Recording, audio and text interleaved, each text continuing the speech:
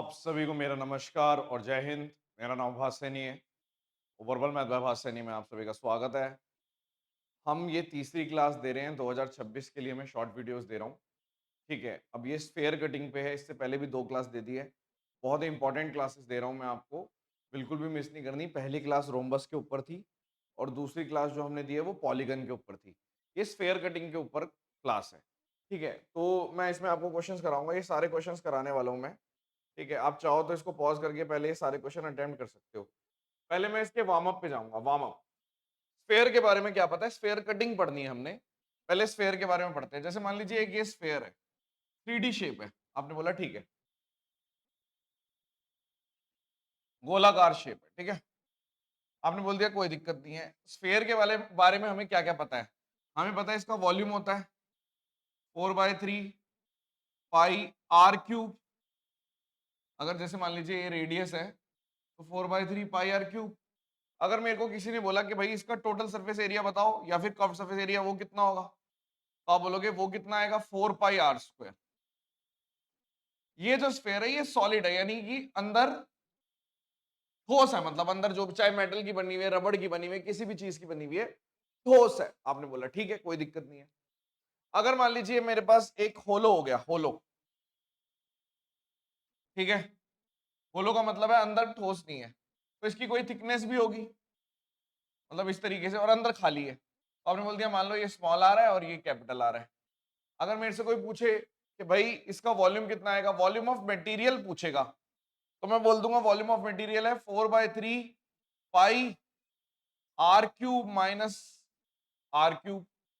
आपने बोला ठीक है, कोई दिक्कत नहीं। मटेरियल मतलब बाहर वाले में से अंदर वाला माइनस कर दिया, तो R cube minus are cube, कोई इश्यू नहीं है।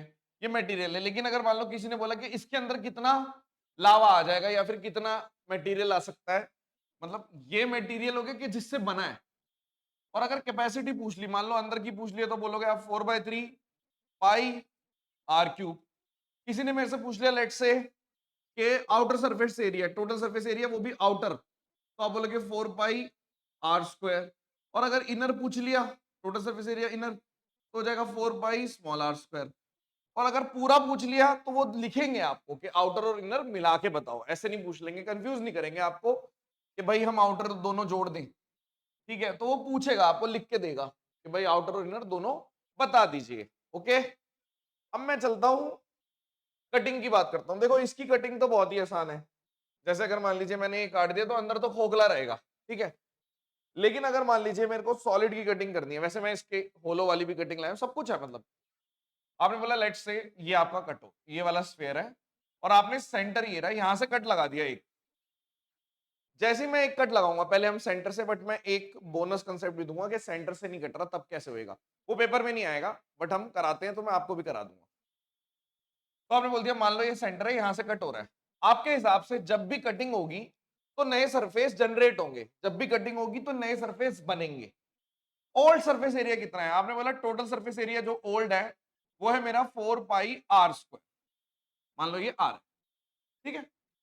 और जैसे मैंने कटिंग करी, जैसे मैंने कटिंग करी, नए सरफेस जनरेट हो गए। तो ये एक कट लगा, एक कट, तो एक कट से दो सरफेस बनते हैं। तो आपने बोला दो सर्कुलर सरफेस बन गए, सर्कुलर सरफेसेस जनरेट हो गए, दो सर्कुलर सरफेस जनरेट हो गए। तो आपने बोल दिया कि एक से एक्स्ट्रा, मतलब जब अगर मान लीजिए जैसे ही मैंने इसको काटा तो इसमें 2 पाई आर स्क्वायर जनरेट हो गया। देखने में कैसे लगेगा कि जैसे मान लो मैं 3D बनाने की कोशिश करूं तो एक तो ये जनरेट हो गया, और अगर ऐसे काट रहा हूं तो एक नीचे ये वाला जनरेट होगा, और सेम होते हैं, कॉन्ग्रुएंट।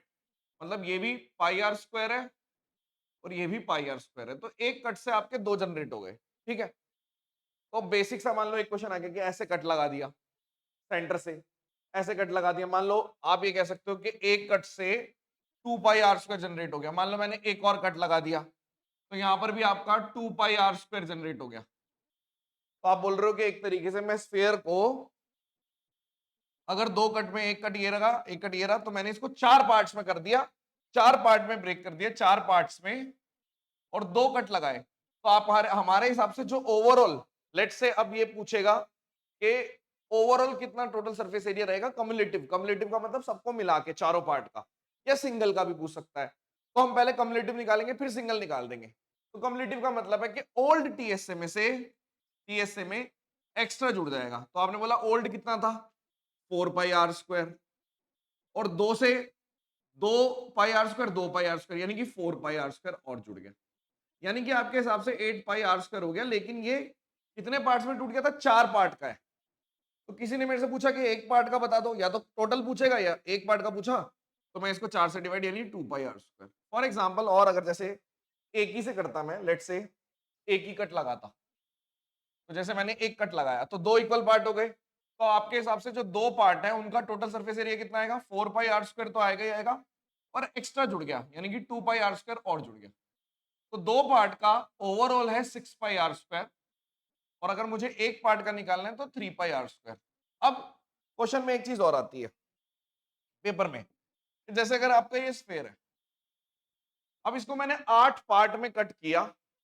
अब 8 पार्ट में कट करने के बहुत सारे तरीके होते हैं, लेकिन 8 पार्ट में 3 कट से कैसे कट करोगे? तो आप बोलोगे एक ऐसे लगा देंगे, एक ऐसे लगा देंगे, और एक मतलब जैसे मैंने टॉप से लगाए दो कट, और एक बीच में से काट दिया। जैसे मान लो ये आपका है, तो एक बीच में से काट दिया, ऊपर से 2 कट लगे, ऊपर से 2 कट लगे, और एक बीच में से कट गया।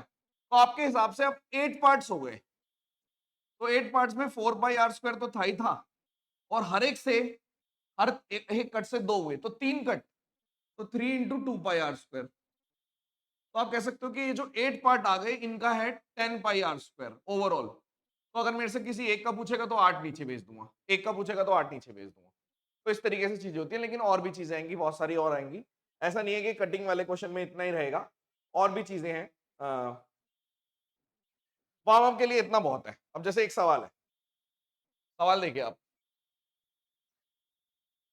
कि एक स्फेरिकल बॉल है जिसकी डायमीटर दे रखी है 8, तो रेडियस 4 है। पहली गलती तो यहीं सिली हो जाती है हम सबसे।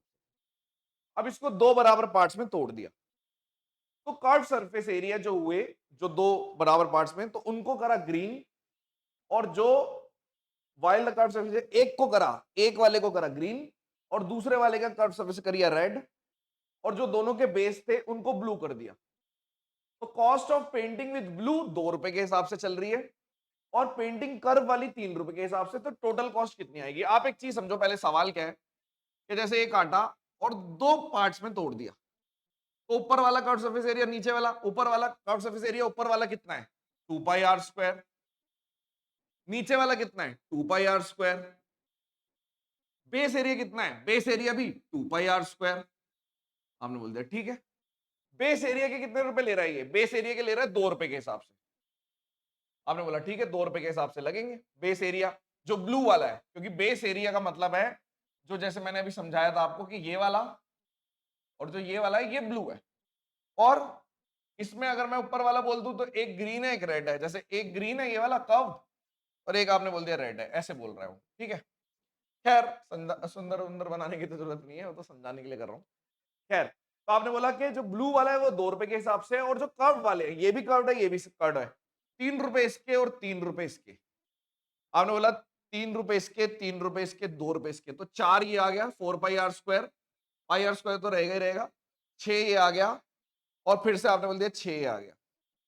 तो ओवरऑल अगर मैं देखूं तो 16 पाई आर स्क्वायर इतने रुपए होने चाहिए, तो 16 पाई आर स्क्वायर होना चाहिए। तो आपने बोल दिया 16 इंटू आर कितना है, आर 4 है क्योंकि रेडियस 4 है, तो आर स्क्वायर भी हो गया 16, और पाई कितना होगा 3.14।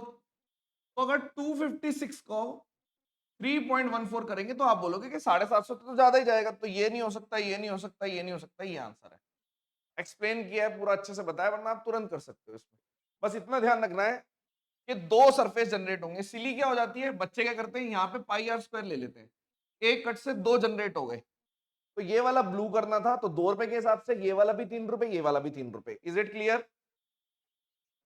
अब देखना आप, एक सॉलिड स्फेयर है जिसका सरफेस एरिया इतना दे रखा है। अब इस स्फेयर को कट कर दिया 2 हेमिस्फेयर में, तो टोटल सरफेस एरिया एक का कितना होगा? अब ये सॉलिड है, होलो नहीं है, तो आपने बोल दिया एक का मतलब एक तरीके से मेरे से ये वाला जैसे ही मैं काटूंगा तो आप बोलोगे 2 पाई आर स्क्वायर ये रहा था और ये वाला इतना था, यानी कि 3 पाई आर स्क्वायर पूछ रहा है मेरे से। तो आधे लोग तो बोलेंगे कि 3 का मल्टीपल देख लो, पाई का मल्टीपल, जैसे इस वाले में भी बोल सकते हैं, इस वाले में भी बोल सकते हैं कि भाई अगर मैं यहां से सीधा देखूं तो मेरे को 3.14 इस तरीके से करना पड़ सकता है, या 16 का मल्टीपल यहीं दिख रहा है तो मैं 16 के मल्टीपल चेक कर सकता हूं, वगैरह वगैरह बहुत सारी चीजें हो सकती है, लेकिन इतनी देर में आपका आंसर ही निकल जाएगा। ठीक है, अब जैसे इस वाले में भी 3 पाई r स्क्वायर, एक्चुअल में एंड में आंसर चाहिए मुझे, तो अगर 3 पाई r स्क्वायर चाहिए तो आपने बोला ये देखा जाए तो यहाँ पे थोड़ा सा वो 3 को यूज कर सकते हैं कि भाई 8 नहीं आएगा और यहाँ पे 9 और 11 नहीं आएगा, ये और ये इन दोनों में से एक आंसर हो सकता है। और अगर आप बोल रहे हो कि पाई है तो आप बोलोगे 11 का भी मल्टीपल होना चाहिए, तो ये भी काट देंगे। ठीक है, मतलब अगर मैं यहां से निकाल लूं, अगर मैं 11 का मल्टीपल लूंगा, इधर से ले सकता हूं, इधर से मत लो, बल्कि आप इधर से ले लो, इधर से तो 22 और 2, हाँ बिल्कुल 22/7 है, तो आप बोल दोगे 11 का मल्टीपल, तो 11 का मल्टीपल यहीं से ले लो, यहीं से, तो आप बोलोगे कि ये भी नहीं होगा कि अगर मैंने 22/7 पुट किया तो ये मेरा आंसर है। बट ये सब चीजें तो खैर कर ही लेते हो आप लोग, ठीक है। हम करके बताते हैं कि प्रॉपर कैसे करना है। प्रॉपर आपने बोला कि कुछ नहीं है, 4 पाई r स्क्वायर आपको दे रखा है जो कि 616 है, ठीक है, और मेरे से पूछा है 3 पाई r स्क्वायर, तो आप कह सकते हो कि 616 को 3/4 करना था, कोई दिक्कत तो नहीं है। आपने बोला नहीं, तो 154, 4×3 = 12 और 15×45 462, ऐसे भी कर सकते थे। तो अगर आप तुरंत भी देखोगे तब भी कितना समय लगेगा, जितने में मैं मल्टीपल ढूंढूंगा उतने में मेरे को पता है कि 4 पाई r स्क्वायर से 3 पाई r स्क्वायर पूछा है, तो इसका 3/4 करना था, कोई बड़ी चीज नहीं है, आप सीधा कर सकते हैं अगर ऐसा क्वेश्चन दोबारा है। ओके, वीडियो रिकॉर्ड हो रही है। हाँ। एक सॉलिड कोन है जिसकी हाइट दे रखी है, रेडियस भी दे रखी है क्योंकि डायमीटर दे रखा है, इसको कट कर लिया किसी स्फेयर में से, ठीक है, तो परसेंटेज ऑफ वुड वेस्टेड पूछा है। अब ध्यान से देखिए, मतलब इसमें कोई मैक्सिमम वाला नहीं आया, मैक्सिमम वाला भी आएगा वो आगे दे रखा है।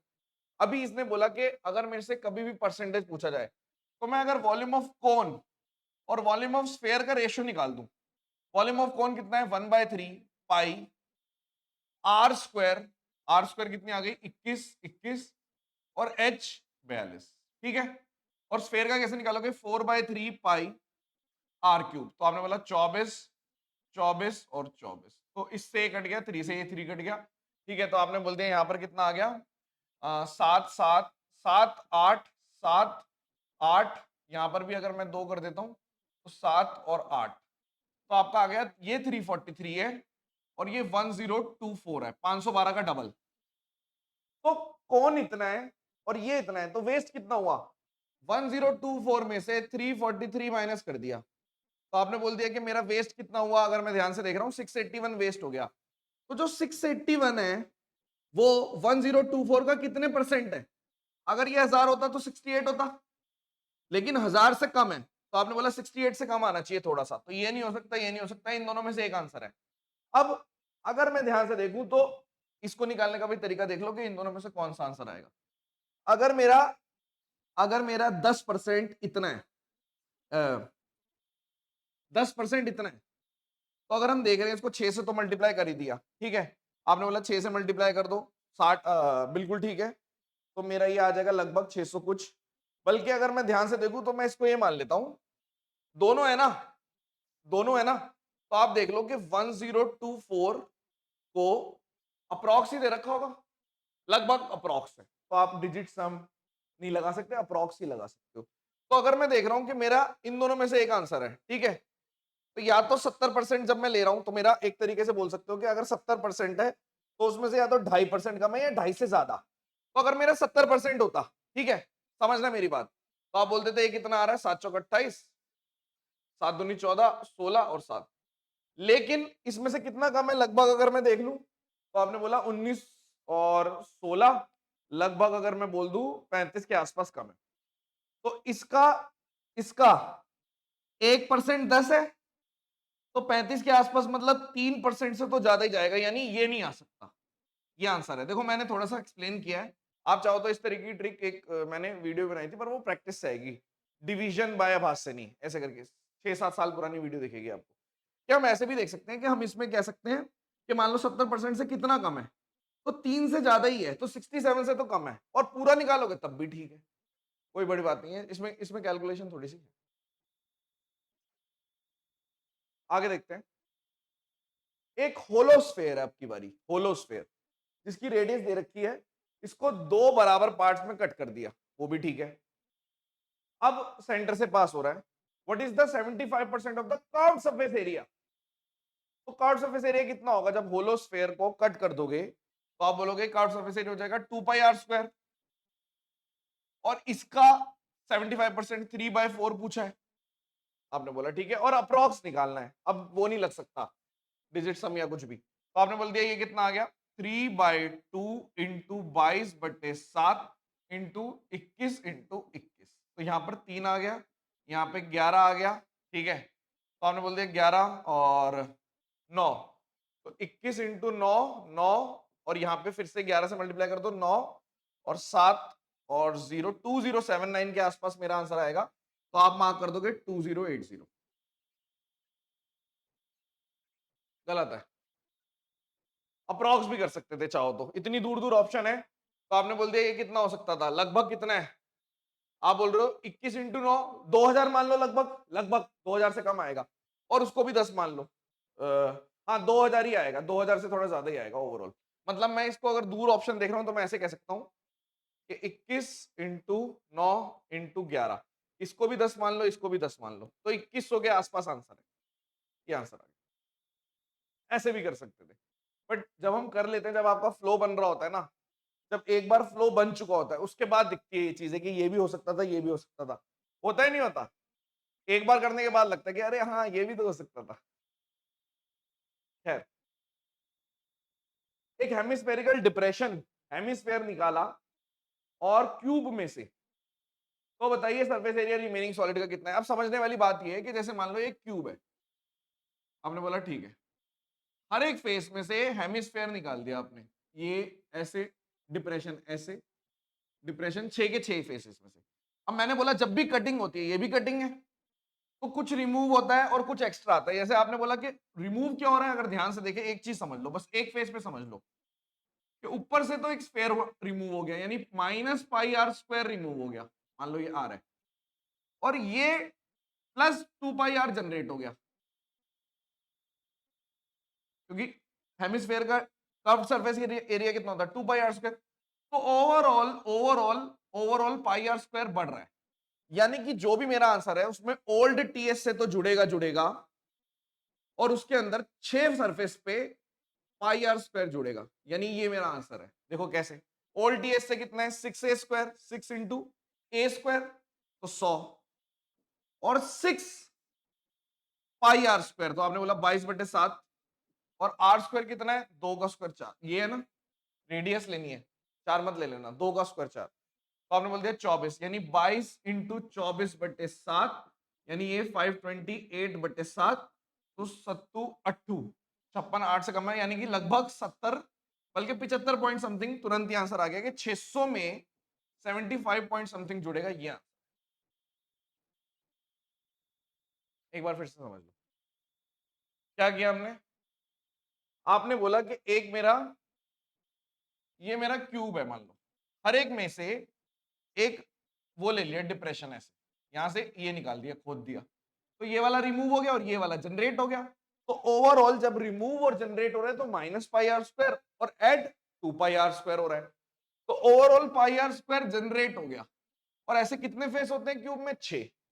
तो ओल्ड टीएस से 600 में 6πr², जो कि मेरा लगभग 75 पॉइंट समथिंग आ रहा है, क्योंकि मेरा ये कितना आ रहा था, आपने बोला 24 इंटू 22 कैसे मल्टीप्लाई करते हो, 24 इंटू 22 कैसे किया? आपने बोला 23 में एक ज्यादा है, और 23 में इतनी जल्दी कैसे कर लिया था? 23 का स्क्वायर 529 -1, तो 528 ऐसे किया।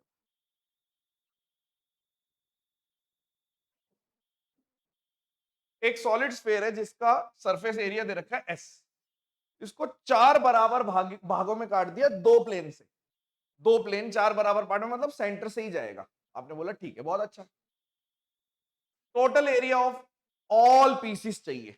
अब मुझे बताइए, जब ये तो मैं समझा ही चुका हूं कि मान लीजिए ये ऐसे कटा, हमारे हिसाब से ओल्ड का 4πr² ओल्ड था, जिसकी वैल्यू एस दे रखी है। अब मैंने दो पार्ट में जनरेट कर दिया, आपने बोला ठीक है, यानी कि एक कट ये रहा और एक कट ये रहा, दो कट लगा दिए मैंने। जब आपने दो कट लगा दिए, दोनों सेंटर से पास हो रहे थे, तो 2 पाई r² यहां से जनरेट हो गया, 2 पाई r² यहां से जनरेट हो गया। तो जो चीज पहले इतनी थी अब वो 8 पाई r² हो गई। तो अब ये कितना हो गया, 2s हो गया। जब ये 2 से मल्टीप्लाई हुआ तो ये भी 2 से मल्टीप्लाई हुआ, तो 2s आंसर आएगा। सीधी सी बात है। एक स्फेयर है जिसकी रेडियस दे रखी है 21, इसको कट कर दिया 8 पार्ट में, लेकिन 3 कट से। तो आप बोलोगे इसका मतलब ये है कि 2 कट ऐसे लगेंगे और एक आपका ऐसे लगेगा। ये मेरा साइड व्यू है, लेटरल व्यू जिसे बोलते हैं। ये मेरा टॉप व्यू है, ऊपर से ऐसा, लेटरल ऐसा, लेटरल व्यू, और ये टॉप व्यू। आपने बोला ठीक है। तो आपका टोटल सरफेस एरिया हर एक पार्ट का कितना होगा? हमारे हिसाब से ओल्ड था 4 पाई r², और हर एक से 2 6 पाई r² और जनरेट हो गया। तो ये मेरे जो 8 पार्ट है उनका ये है, जिसका मतलब हो गया 10 पाई r²। लेकिन ये 8 पार्ट का है, तो एक पार्ट का कितना आएगा? इतना। सॉल्व कर लो। तो आपने बोला 10/8 इंटू 22/7 इंटू r², 21 इंटू 21। तो आपने बोला ठीक है यार, यहाँ पे 5 और 4 भी लिख सकता था, यहाँ पे 2 और यहाँ पे 11 भी लिख सकता था, 7 तिया भी कर सकते थे। तो अगर मेरे को अप्रॉक्स भी निकालना है तो मैं कितना बोलूंगा? आप बोल रहे हो क्योंकि ऑप्शन दूर दूर है, कर सकते हो अप्रॉक्स। तो आपने बोला यहाँ पे 5, 15 और 11, 165, 21, 11, 21, 11 और 15/2। तो मैं इसको 10 भी लिख सकता हूँ, 5 लिख दो। तो 15 पंजे 75, 75 और 2, यानी कि लगभग अगर मैं बोलूं लगभग 1500 से थोड़ा सा फालतू। तो ये नहीं होगा, ये नहीं होगा, ये नहीं होगा, ये आंसर है। अप्रॉक्स किया मैंने, अप्रॉक्स। जैसा सवाल वैसा आंसर, बी आंसर है। टाइम ही वेस्ट नहीं करना, जैसा पूछा है वैसा।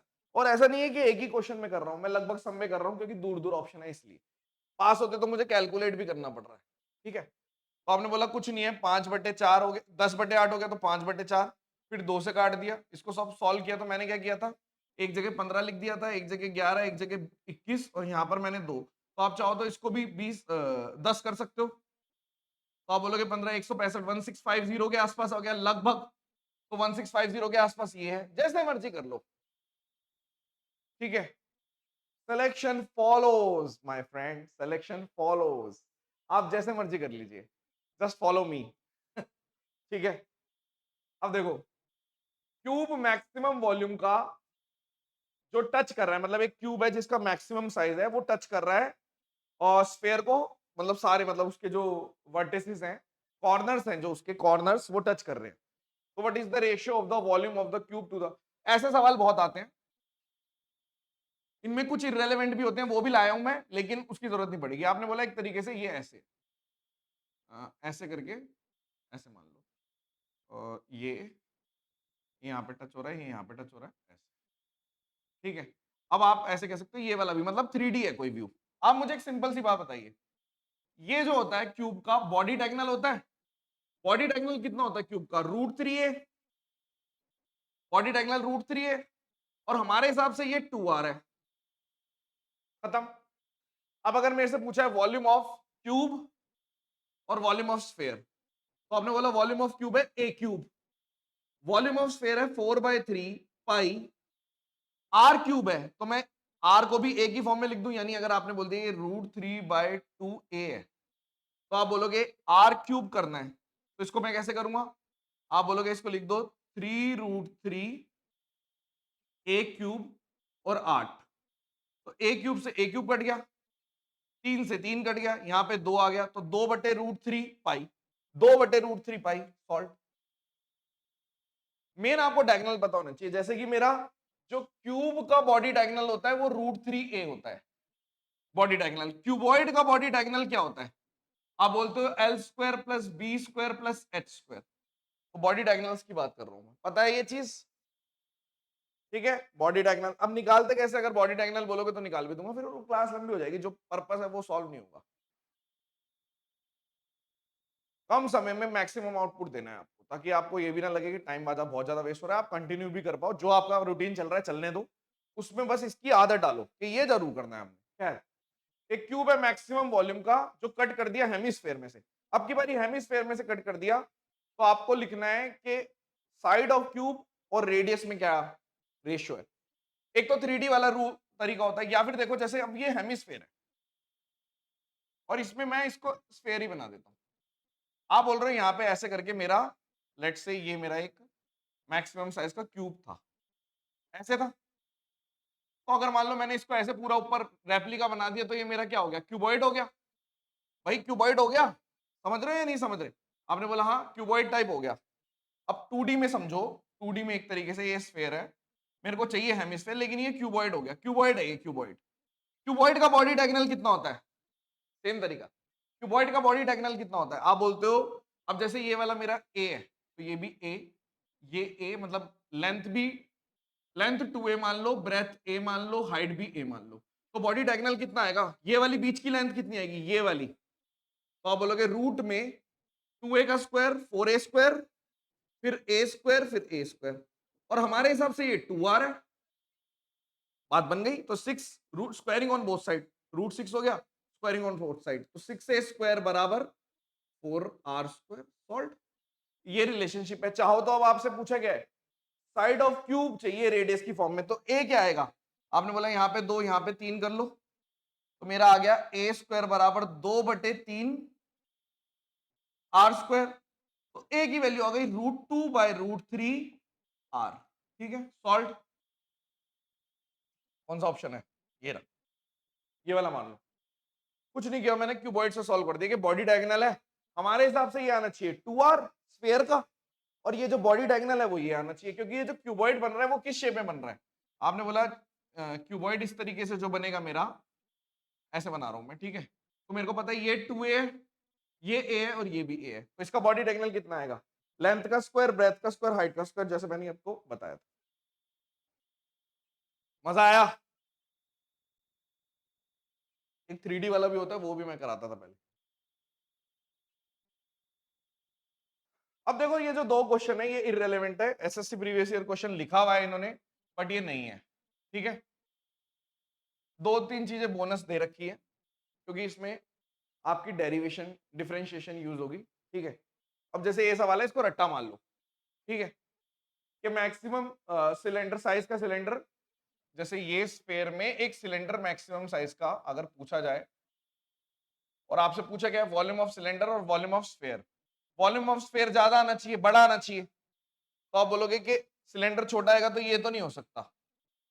ठीक है, और सीधा लिख दो ये √3 और ये 1, रट्टा मान लो, ये भी नहीं होता, रट्टा मान लो।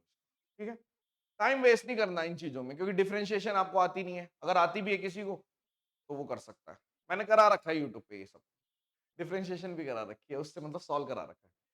अब आपने बोला कि स्फेयर के अंदर देखो, इसका भी होता है कि एक स्फेयर है और इसमें मैक्सिमम साइज का है ये, तो अगर मेरे से पूछा वॉल्यूम ऑफ कोन और वॉल्यूम ऑफ स्फेयर, तो स्फेयर तो बड़ा ही आएगा, तो आपने बोला ये नहीं हो सकता, और 1 पॉइंट ये बस। उसके अलावा अगर मैं बोल दूं ये 8 और 27। अब एक आपका बोनस क्वेश्चन दे रहा हूं मैं। ठीक है, बोनस क्वेश्चन है कि मान लीजिए एक स्फेयर है, देखो एक स्फेयर है, इसको मैंने सेंटर से एक पर्टिकुलर हाइट से काटा, एच से, और यहां से ऐसे काट दिया।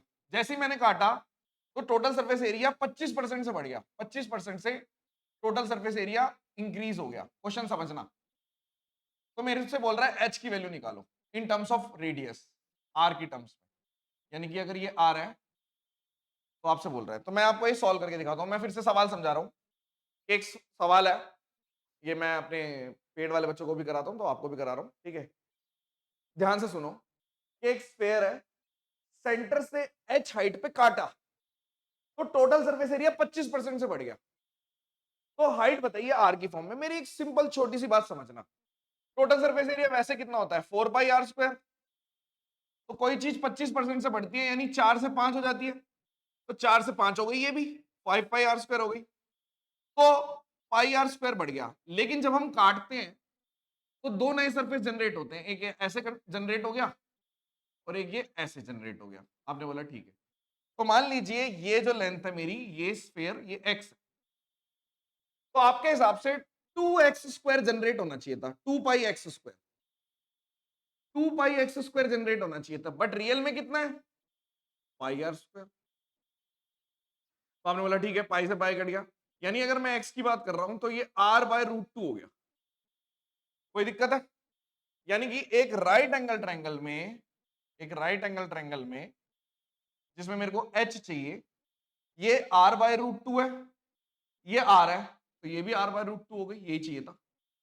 क्यों? कैसे? जैसे आपने बोला कि जैसे मान लीजिए मेरे पास एक राइट एंगल ट्रायंगल होता है, ये वन वन रूट टू होता है, तो अगर मान लीजिए मैंने इसको आर बाय रूट टू कर लिया, ये भी आर बाय रूट टू कर लिया, तो ये भी आर बाय रूट टू कर लिया, तो ये आर ही आ गया। तो ये आर बाय रूट टू था, ये आर था, ये R by root two. But मुझे नहीं लगता ये क्वेश्चन आएगा। देखो कुछ क्वेश्चन इररेलेवेंट है, पहले ही बता रहा हूं, स्किप भी कर सकते हो। ये वाला, ये फिर भी किसी पेपर में आया हुआ है, ठीक है। ये वाला और ये वाला, बाकी सारी चीजें काम की है, ठीक है। और स्फेयर कटिंग छोटा सा टॉपिक था। मैं टॉपिक कहां से उठा रहा हूं, मैं जो बच्चे कमेंट्स में लिख रहे हैं, कमेंट्स में लग रहा है कि भाई ये वाला टॉपिक बच्चे बोल रहे हैं और लग रहा है कि काम की चीज है, तो वो मैं टॉपिक उठा के आपको करा रहा हूँ। थोड़ा सा आपका रिदम बनाने की कोशिश कर रहे हैं, पेपर की डेट आने वाली है, ठीक है। तो आपको जगा रहे हैं फिर से, उठ जाओ उठ जाओ, 2026 में सिलेक्शन लेना है नहीं लेना।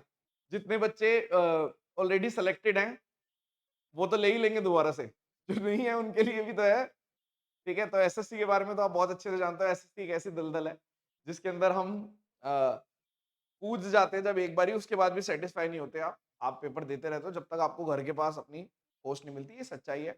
आज आप दूसरे, हो सकता है किसी और को इस बारे में गरिया रहे हो, उल्टा बोल रहे हो कि अरे यार ये कैसा बंदा है, कल आप वही करते हुए दिख जाओगे, क्योंकि ये एक ह्यूमन नेचर होता है, जब तक वो सेटिस्फाई नहीं होता। सेटिस्फाई वैसे बड़े लेवल पे सेटिस्फाई तो कभी भी नहीं होगी, ठीक है। तो वो तो बहुत ही कम लोग हो पाते हैं, बट इतना जरूर है कि लोग चाहते हैं, जब एक बार पेपर क्लियर कर लेते हैं तो उनकी एक थोड़ी सी मन में ये आ जाती है कि यार एक बार और दे लेते हैं, बेटर पोस्ट मिल जाएगी, घर के पास मिल जाएगी, तो जेन्युइन बात है। मैं इस चीज के बिल्कुल अगेंस्ट नहीं हूँ, ठीक है। होता है ऐसा, हम रोक नहीं सकते। कोई, आप, मैं, कोई भी ऐसा हो वो यही करेगा, बताएगा नहीं, सच बोल नहीं पाते लोग, छुपा के करेंगे लेकिन करते हैं लोग। खैर एनीवेज, कमेंट्स में बताना और कैसी लगी आपको क्लास, बढ़िया लगी तो मेरे को बताना, अच्छा लगता है, मोटिवेशन मिलती है। धन्यवाद, बाय बाय।